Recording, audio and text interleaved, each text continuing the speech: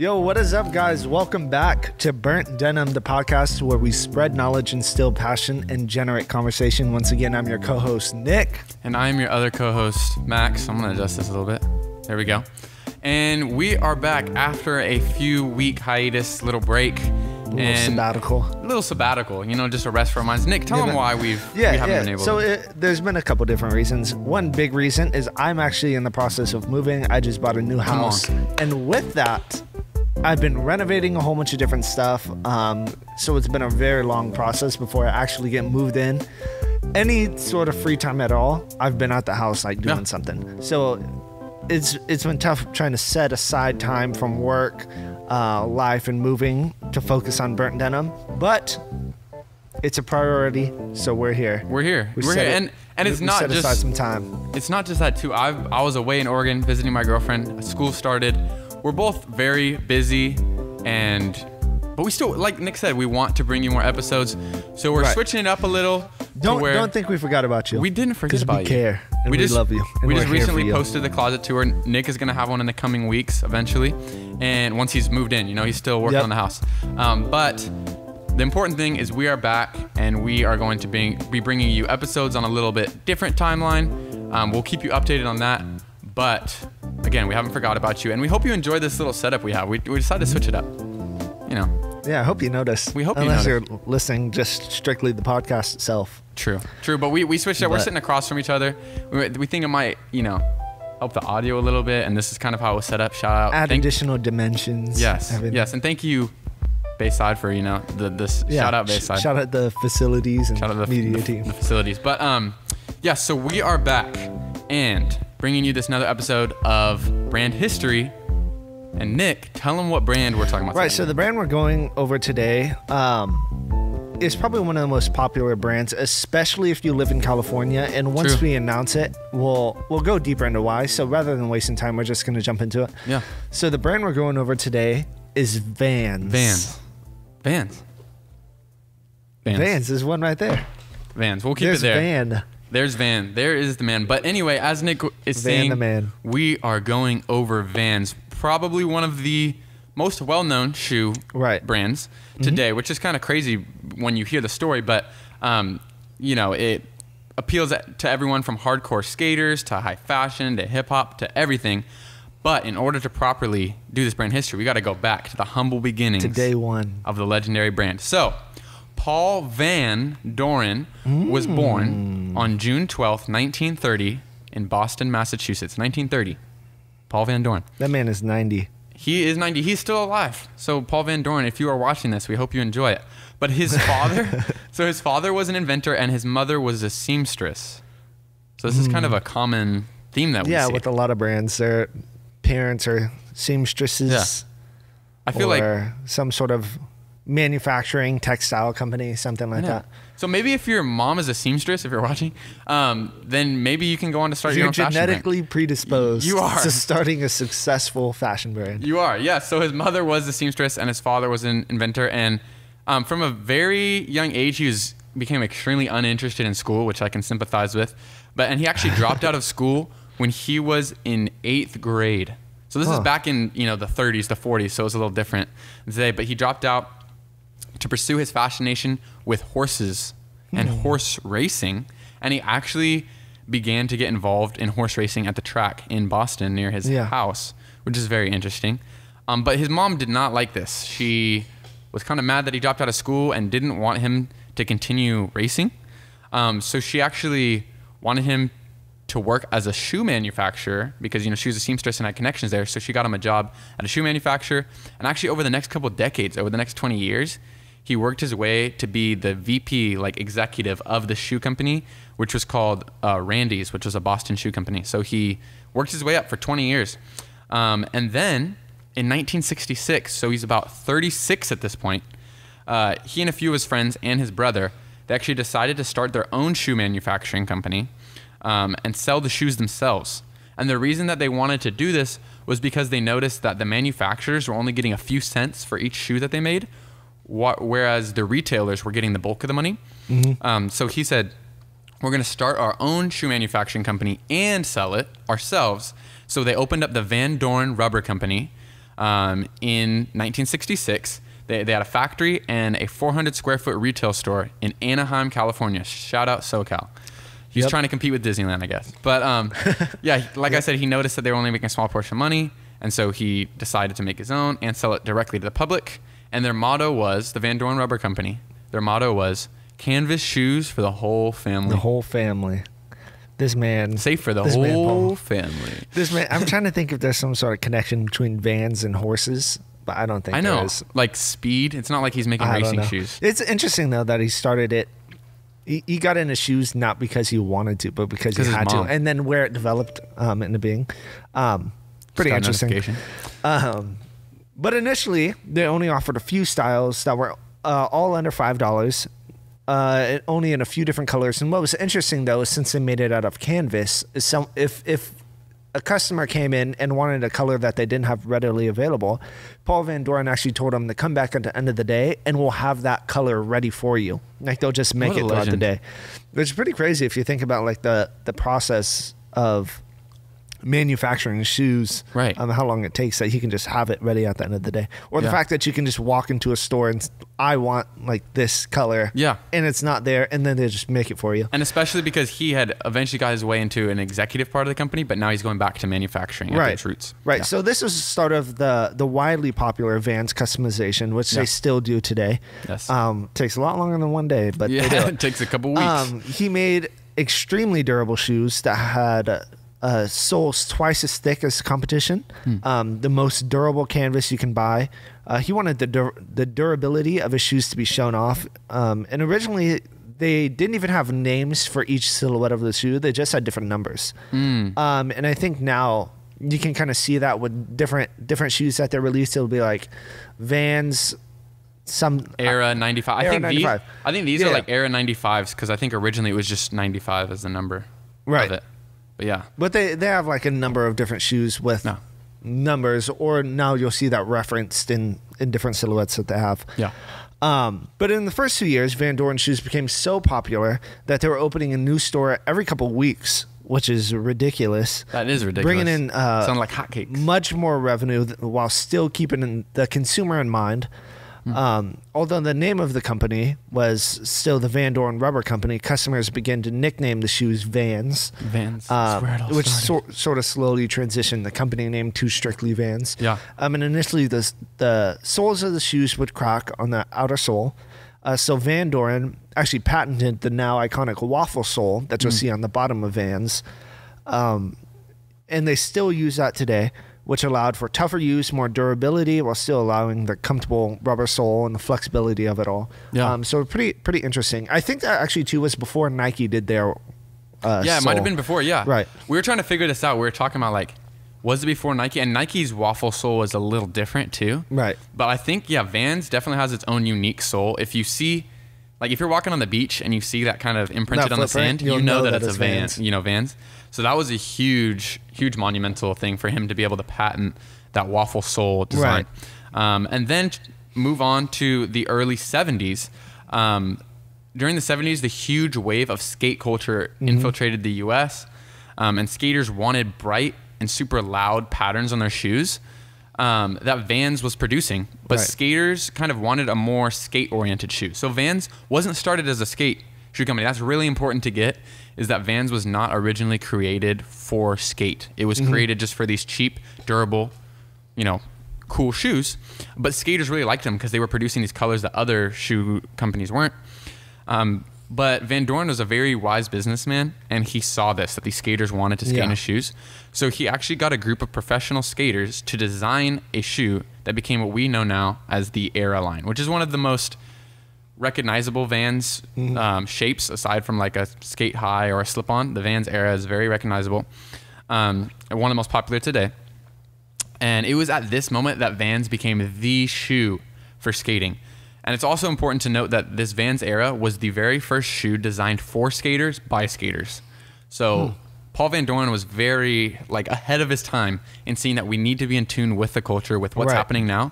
And he said, I'm going to have skaters design this shoe, and it's going to be for skating.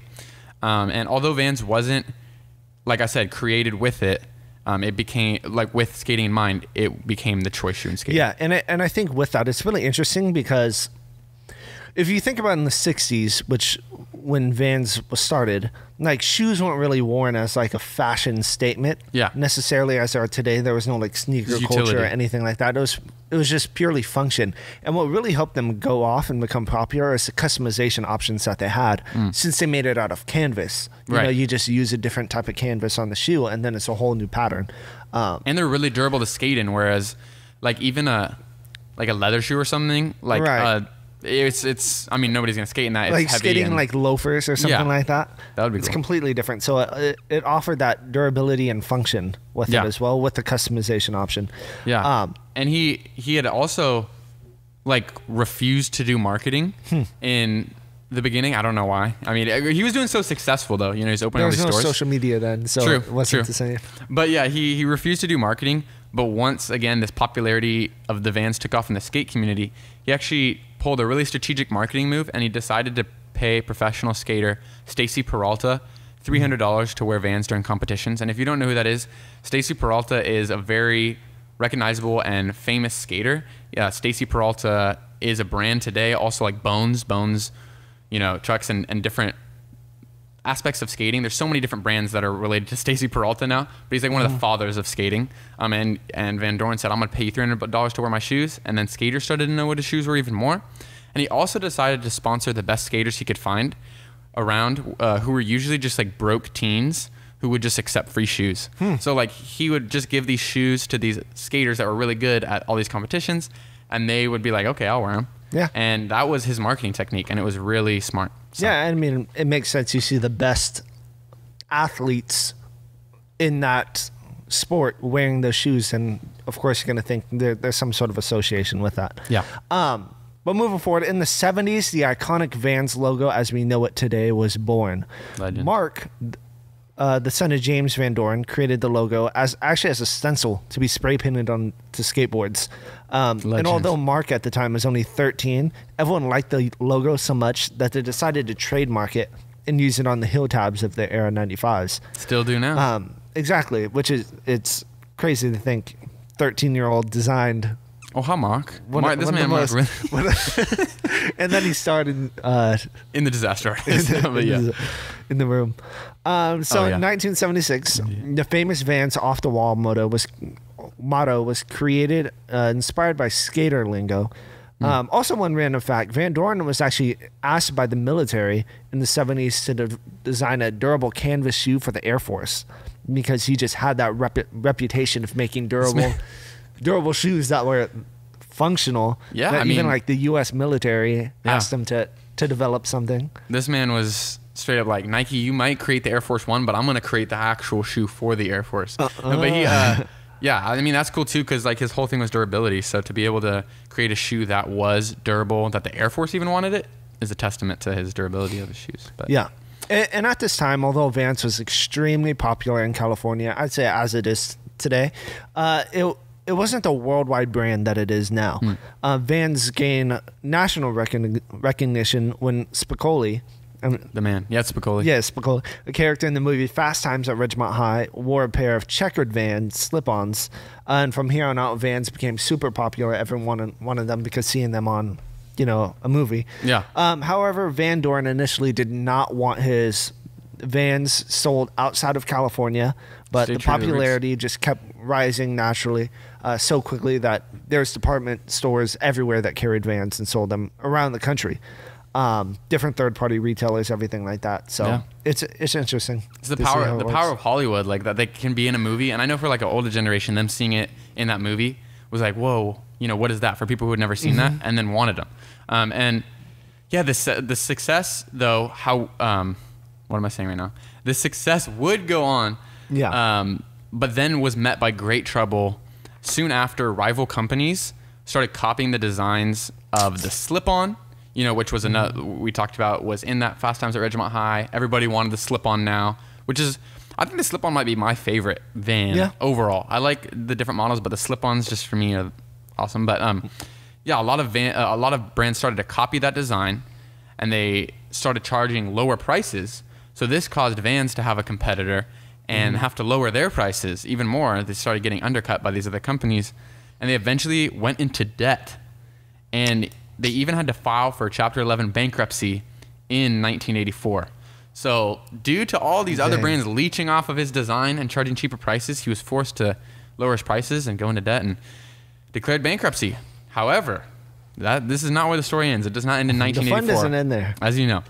We shall overcome. We shall. But a few years later, Vans came back stronger than ever and began to sell worldwide, but still made sure that they manufactured in the U.S. to stay true to its roots as an American brand. I know they have initially started to sell in Mexico and Canada, and then, I mean, today they're all around the world. But he still wanted to manufacture in the U.S. because it was a manufacturing company. That's what he wanted to stay true to. And then Paul Van Doren eventually sold Vans for $75 million in 1988. So he sold it to a bigger like conglomerate company, and it's traded hands ever since.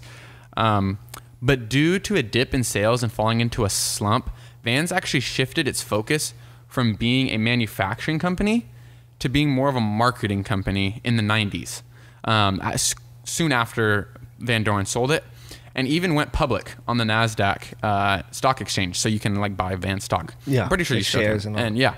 And they kicked things off by actually launching the Vans Warped Tour, which I'm pretty sure still happens today. Yeah. But it's a traveling rock tour that would travel the U.S. in the different summers starting in 1995. And like I said, it still runs today. And this is really where you can see that it shifted from focusing just on manufacturing to being more of this marketing, marketing tours. And they also began to sponsor many extreme sports athletes, snowboarders, even surfers, skaters, and selling clothing. So we know they sell clothing today, but they hadn't until the mid-90s. And then this also caused them to move their production overseas and not manufacture in the U.S. anymore to be able to use more money for marketing and sponsoring. So like if you look at your Vans today, I'm pretty sure they're made in China. So they aren't made in Anaheim anymore like Van Doren had wanted. But Van Doren was, again, more about the manufacturing. And when he sold it, they were more about marketing and allowing them to expand. They started to produce overseas and not manufacture them themselves anymore. Yeah, this man, Paul Van Doren, really saw the rise and fall and rise again of Vans. And he's still alive right now, and he's seeing it doing better than it ever has today. That's crazy. Yeah. I wonder if he regrets selling it for $75 million. I know. I wonder. Well, I think he's still a chairman. I think he's still a chairman. So like he still makes decisions, but he just doesn't own it. But yeah, he probably could have sold it for a lot more. Stocks or something like that. Yeah. Or he's doing all right. They have to give him something. He's doing all right. He's not Free poor. shoes. That's what it. I said. So in 1996, we talked about in the Supreme episode that Vans actually became Supreme's first collab ever. Boom. And we know Supreme originally at its heart was centered around skateboarding, which kind of shows Vans' testament to staying true to culture and keeping their finger on the pulse of where the culture is at and what they're doing and what's popular and cool. Yeah. So it's kind of cool to see that. They started to dip in popularity for a little bit in the late 90s and early 2000s, but had a resurgence when they began to retro the originals and re-release them. Sounds like something we've heard before with another company. Jordan? Maybe. Today, Vans are virtually worn by every celebrity you can think of. Vans have rose to a high level of influence in the fashion world. Just a few different quotes of people referencing Vans. Jordan Clarkson says, "I think people are realizing that a $200 shoe doesn't always get the job done." Talking about, how Vans are pretty consistent with their price at like $60. Yeah. $40 Pretty around cheap. that. Good job, Vans. It's not just Vans. It's not just that Vans now speak to everyone. It's that guys across the style spectrum, from hardcore skaters and hip hop impresarios to hypebeast and even button-down 9-to-5ers, are now embracing the same fashion palette. GQ. The reason that Vans stays relevant is because they know how to connect with the current generation and know their needs and aesthetics, and have the big three of history, legacy, and connection to a youth culture. That's big. Wait, let's think about that. Which I actually never thought about the big three like that. Yeah, because they have that history, that legacy, but they're also, that's what Vans has done so well, but I think a lot of other companies don't. I think Nike does this pretty well too, but being able to hold on to its, historical aspects of like skating and stuff, but be able to tune into the culture, not being sellouts and just collabing with everyone and doing whatever, but they know like the pulse of what the culture needs and wants and what the youth wants. While still maintaining some sort of its identity too. Yeah. It's impressive. Good job, man. So the rise of social media influence and social media campaigns by Vans and celebrities rocking them. Is that just a note to talk about that, or is that? Yeah, no, yeah. I was just like as social media has risen to such a prominent place. Like there was the hashtag #MyVans, I think was a big hashtag that went around, and celebrities were wearing them, and just kind of like here, just talking about like how so many celebrities, it's kind of what we talked about with Supreme as well, is they want to be a part of the subculture of like skating or whatever, and that's why it became big to everyone, is because all these celebrities started rocking them, even though they didn't skate, even though they didn't, they weren't part of that subculture. They wanted to seem cool and part of it. Yeah. And another thing like brands is, like we've talked about, like Vans has just infiltrated hip hop, skate, street, punk, everything, and there's such a brand loyalty behind them. Yeah. Like people are loyal to Vans. People who get Vans, they have like this loyalty to them almost. Yeah. I feel like. And I know we kind of touched on it a little bit before on the is it justified, but I think some people still get a little bit upset when you see people wearing Vans that don't skate. Yeah. There's still some skaters that are true to that, which I think has changed a little bit because the popularity of Vans have sort of become widespread and almost anyone can wear them now. But it's kind of interesting how like you're saying, celebrities see that these are the cool kids wearing them and they want to be a part of that, so they're able to sort of hop on that bandwagon, I guess I would say. Yeah. And start wearing Vans as well. I agree. Yeah. But yeah, Vans have infiltrated hip hop, skate, street, everything like that. You'll see famous celebrities. I know, like around 2015, 2016, Justin Bieber was wearing like a lot of Vans. He still does a lot too. Yeah, I'm pretty sure. I know Lil Wayne wears Vans. He wore Vans ski boots too, like the high ones. Yeah. There's so many more people. I mean, A$AP Rocky would wear A$AP like Rocky. that, yeah. Jerry Lorenzo did a collab with Vans, which I think we'll touch on in a little bit. But just all these different celebrities wearing them. Kanye, you know, some days I'm in my Yeezy, some days I'm in my Vans. If you're one of the biggest creative artists in the world, and you have two choices of shoes that you wear, your own and Vans. That's it. He never has worn another brand ever. I'm just kidding. But yeah. Jordan. That's controversial. Different things like that. It kind of just shows the popularity of Vans and what it's become today. And I think too, with that, the simplicity of Vans, you pretty much know what you're going to get every time. Yeah. And the customizable canvas also too makes it so diverse and so unique that you can get so many different things while still remaining at the core of what Vans is.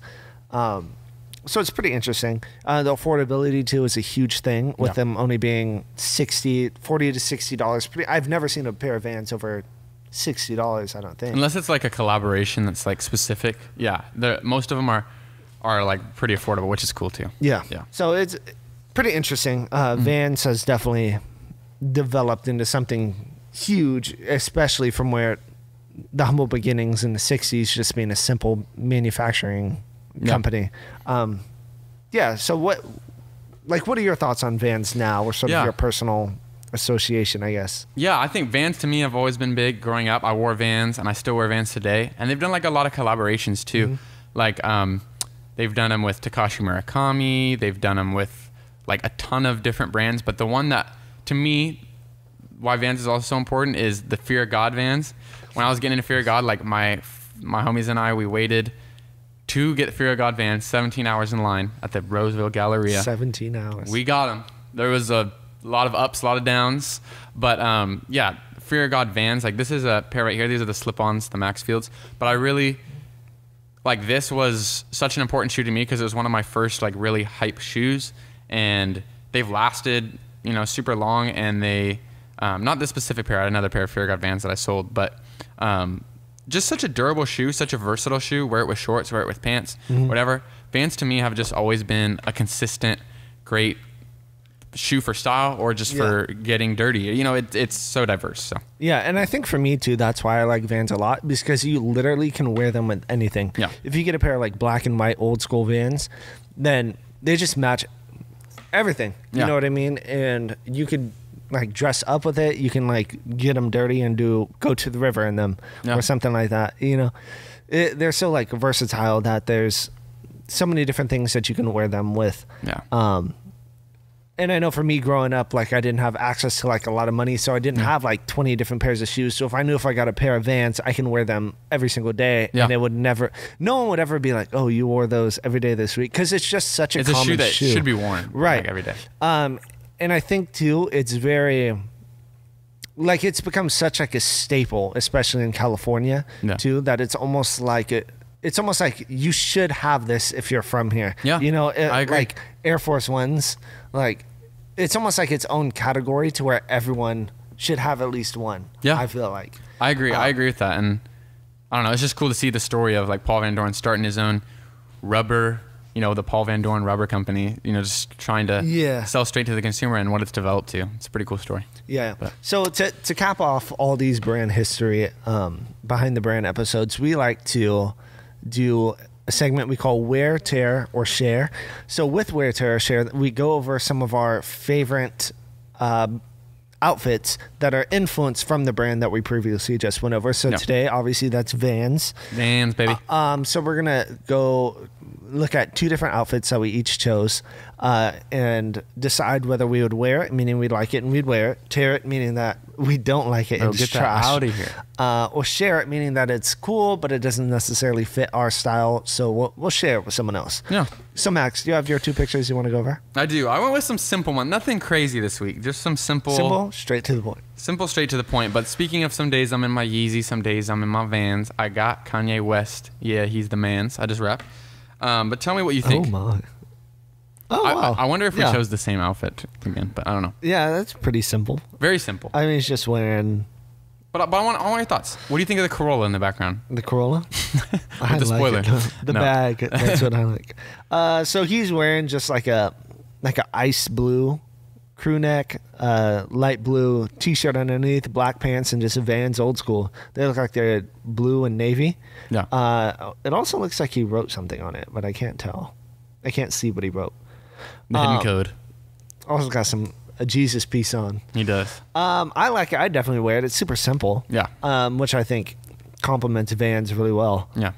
It looks very clean, which I like. So I definitely wear it.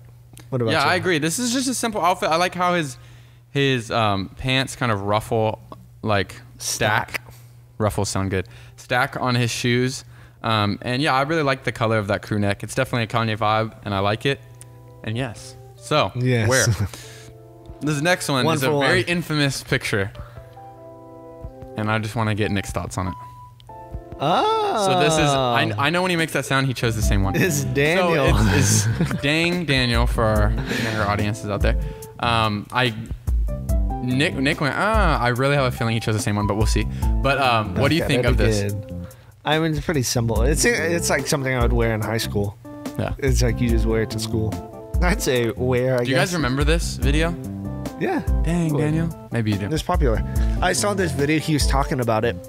Someone did a research on his voice and said the reason it became so successful because the frequency he would speak at was actually like super soothing to the mind, or something like strange, like super deeper than you would think. Is the reason why it became popular. Yeah. So that's wear? Yeah, I guess. Why not? I'll share this because it's not even a bad outfit. I just don't like slip-ons or like white slip-ons with jeans. White slip-ons? No. Personally, but it's not bad. I'm not saying it's a bad thing at all. Just I feel like you'd have to get them in dirty on purpose. Yeah. I actually know someone that when they bought Vans, they would throw them in the dirt and get them dirty before they actually wore them. So it had that look, which is kind of interesting to think. It is interesting to think. Maybe just me. I don't like getting my shoes dirty. I know some people do, but yeah, I don't know. But anyway, all right, Nick. Show me. So my first outfit, I think mine are pretty good. So here's the first one. Ooh, this man A$AP Rocky. He is a huge lover of Vans. A Vans advocate. He is wearing some old schools with some white sweats, and a vintage tee. I think it's a Method Man tee. Is it Method Man? Okay, yeah. Yeah, I'm definitely gonna go wear on this because I like how it's baggy, and I like the tee layers nice over it, and the Vans as well. So it looks good. Yeah. Oh. Yeah. Oh. Yeah. What's up? No, Yeah, you're good. You're good. Yeah, would you I'd say same thing. I think it looks nice. Pretty simple, simplistic. So the next one is this. Oh man, it's Lil Wayne wearing some skate highs that are blue with some camo shorts and a Gucci belt and a tank top. I'm gonna go Dare because I don't think anybody should wear that, in my opinion. What do you think? I say share. I like Lil Wayne. I like Lil Wayne, but not for me. All right. Yeah. Well, there you have it. That was Wear, Tear, Share, and we hope you enjoyed that. We hope you enjoyed this episode. Make sure to follow @Denim. We love you guys, and we'll catch you later. Peace.